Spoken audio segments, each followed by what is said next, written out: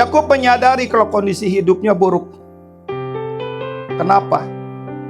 Karena respon hati Yakub yang merusak segala sesuatu yang dibangun Tuhan dalam hidupnya.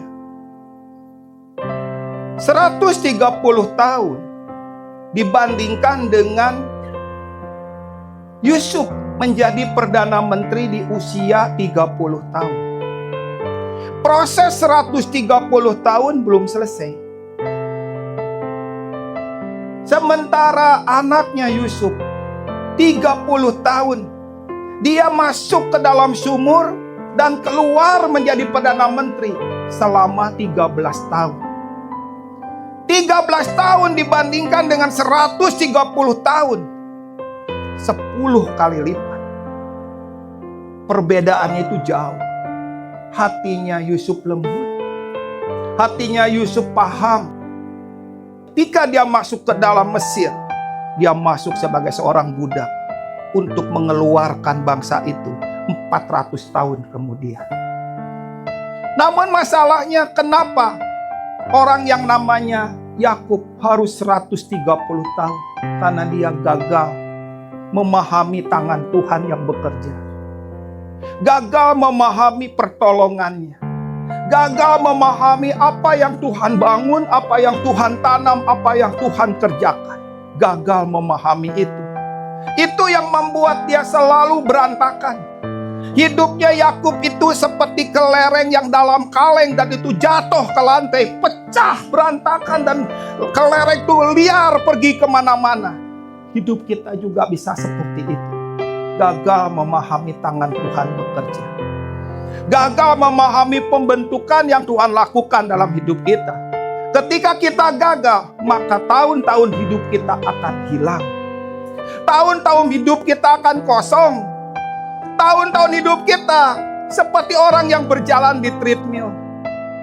Atau kita berlari di treadmill. Kecepatannya ditambah terus.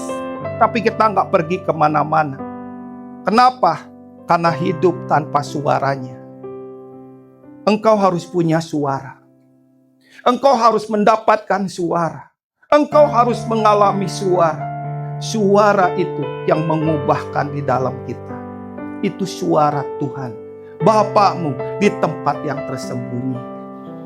Yang bekerja. Yang melakukan. Yang membangun dan yang meletakkan yang fondasi dalam hidup kita.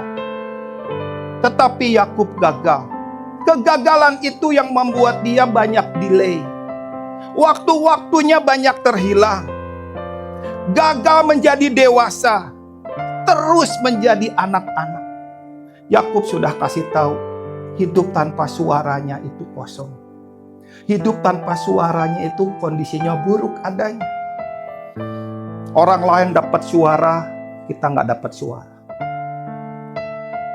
Kita sudah berteriak, kita sudah mengerang, kita sudah berseru, kita sudah menumpahkan air mata, tetapi nggak ada terdengar suara. Apa yang terjadi? Apakah Tuhan nggak sayang kepada kita? Tuhan sayang sekali kepada kita. Jangan pernah berkata, puji Tuhan, Tuhan masih sayang pada saya. Jangan pernah. Gak ada kata Tuhan masih sayang atau Tuhan gak sayang. Tuhan itu sayang. Ketika kita masih berdosa pun, Tuhan sudah menyatakan kasih-Nya. Tapi kenapa kok gak ada suara? Suara ada, tapi kesalahan itu membuat kita gak bisa mendengar. Suara itu menjauh. Rasanya kita kok terhilang, ketinggalan, dibiarkan sendiri. Peristiwa Yakub ini ditanya 130 tahun, itu menyadarkan kondisinya. Setelah itu Alkitab menulis 17 tahun kemudian. Jadi usianya Yakub itu sampai tutup mata meninggal 147 tahun. Tetapi dia mengejar ketinggalan. Itu poin yang paling keren di dalam kehidupannya Yakub. Dia kejar ketinggalan dengan cara apa? Dia mengejar ketinggalan dari tahun-tahun yang hilang 130 tahun. Dia kejar dengan 17 tahun. Dia kejar. Pengejaran itu dicatat di dalam kitab Ibrani 11 tentang Yakub. Bukan Yakub ketika melihat ada tangga. Bukan. Bukan ketika Yakub melihat mujizat di mana ada kambing domba bintik-bintik menjadi putih-putih. Bukan. Bukan Yakub bergulat dengan malaikat di penil. Bukan. Kapan ketinggalan itu dia buktikan? Ketika dia memberkati kedua anak Yusuf dengan tangan bersilang.